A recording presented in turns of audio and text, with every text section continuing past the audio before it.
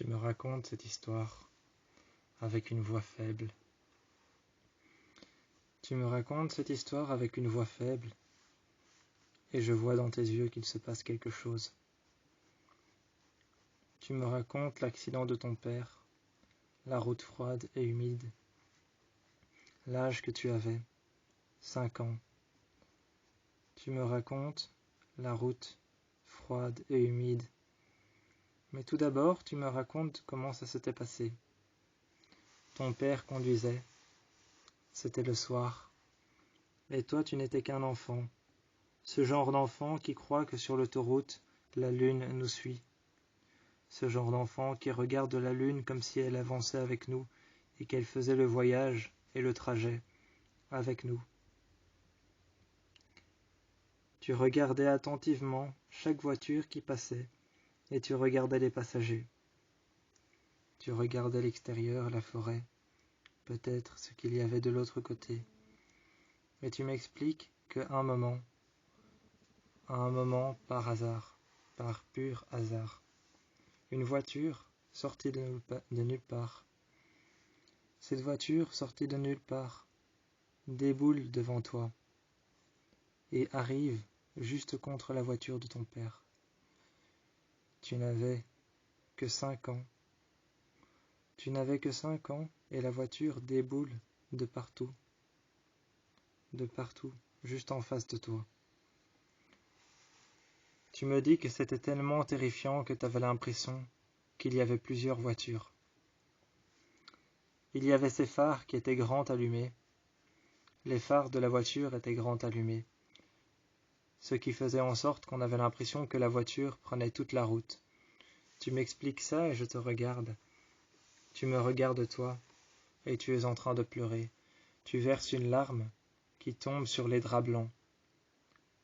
Je vois la larme tomber sur les draps blancs, mais surtout sur la branche de daim. Il y a du daim dehors.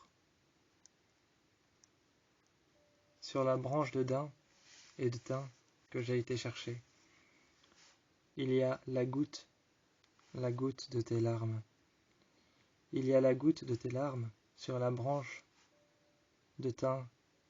Elle tombe sur une première feuille, tombe sur une deuxième et en escalade jusque sur le drap blanc.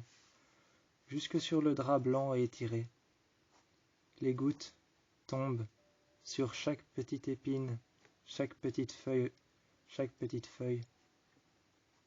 Elles tombent et s'escaladent les unes après les autres. Je vois tes larmes tomber, il y en a plusieurs. Tu verses d'abord une larme qui tombe. Il y a la feuille de thym, il y a la branche de thym. Elle tombe et elle commence à ruisseler. Le long de la branche de thym, la goutte, ta larme que tu as versée, est en train de ruisseler le long de la branche de thym. Il y a une branche de daim par-dessus, et je vois que la branche de daim qu'il y a par-dessus, ta larme ruisselle sur la branche de thym, et s'attarde alors à tomber une deuxième goutte sur la branche de daim. Il y a les petites feuilles de daim par terre, et je vois qu'il y a ta larme qui commence à tomber sur chaque petite feuille de daim, et qui commence à tomber sur la deuxième petite feuille, la deuxième petite épine. Je ramasse les feuilles de daim, j'ouvre tes mains, et je te regarde. Je te regarde, je te demande, ouvre tes mains. Tu lèves la tête très lentement avec un regard triste. Avec un regard triste, tu regardes dehors et tu me regardes moi. Ton regard est triste, et je te dis ouvre les mains. Tu ouvres les mains et tu les poses sur le lit, comme si tu n'en avais rien à faire de ce que je faisais.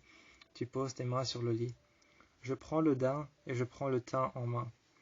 Je prends le daim en main, je prends les 2 branches de thym et de daim. Je les froisse dans ma main.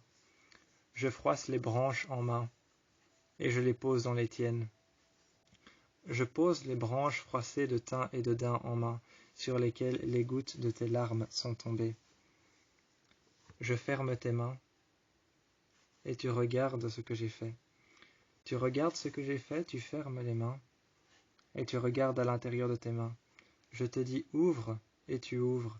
Tu vois la petite branche de thym qui a été cassée et froissée, sur lesquelles ont ruisselé tes gouttes. Tu regardes les herbes qu'il y a à côté, le daim qu'il y a à côté.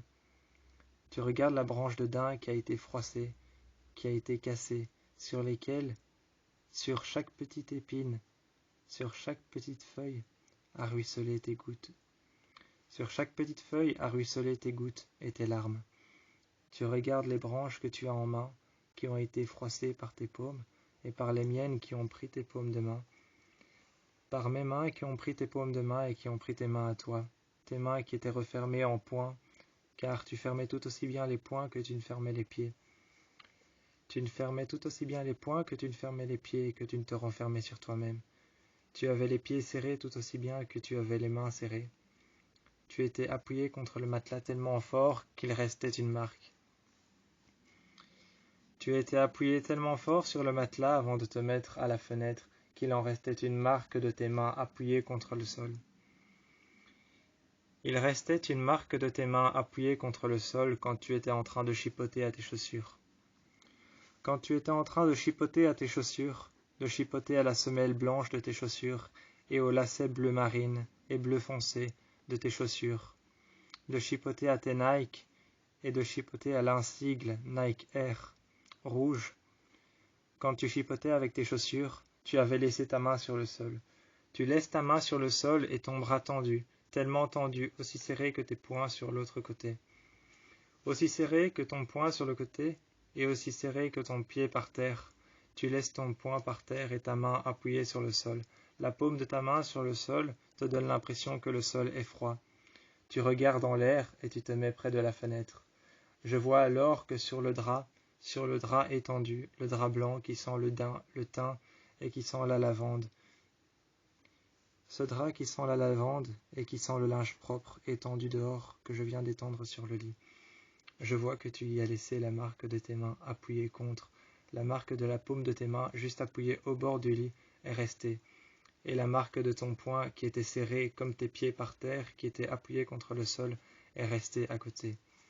Je m'assieds exactement là où tu étais assis, et je te demande de venir sur moi sur mes genoux. Tu te poses sur mes genoux et tu me demandes qu'est-ce qu'il y a. Je me mets à côté de toi et je te murmure à l'oreille que tout va aller bien. Je te murmure à l'oreille que tout va aller très bien. Tu te mets à côté de moi et tu me regardes, et tu me dis comment est-ce que ça pourrait aller. Je te regarde et je te dis essaye de relativiser. Peut-être que là où il est très bien comme ça. À ce moment-là, tu commences à me parler du paradis. Je ne comprends pas trop, tu commences à me parler du paradis.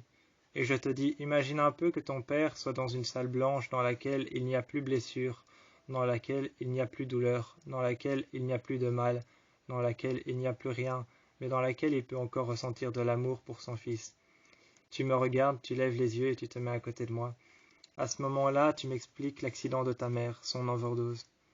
Tu m'expliques l'overdose de ta mère, que tu n'as pas prêté attention à ses médicaments, et que tu voulais simplement essayer de la sauver, de prévenir ton père, mais que tu ne savais pas comment dire. Je te regarde et je te dis, regarde là-haut, le ciel est de quelle couleur? Quand je te dis, regarde là-haut, le ciel est de quelle couleur? Tu me regardes et tu me dis, le ciel est blanc, enfin peut-être bleu très clair. Je te regarde, je me mets à côté de toi, je penche la tête sur ton épaule, je t'embrasse, je pose mes lèvres contre tes lèvres, tu m'embrasses et tu me regardes. Tu te retires et tu me pousses un peu contre le lit. Tu me pousses un peu contre le lit et tu te mets contre moi. Je te regarde, je pose mes lèvres contre tes lèvres, je pose mes mains alors sur tes omoplates. Je pose mes mains sur tes omoplates, je passe mes mains en dessous de ton corps, je repose mes mains sur ton buste, je pose mes mains sur ton buste, ensuite je les pose sur tes côtes et je les relève pour m'appuyer ensuite contre tes pectoraux. Je t'embrasse et je me relève contre toi. Et je dis exactement le ciel est blanc, ça veut dire que tes parents sont dans un endroit sûr.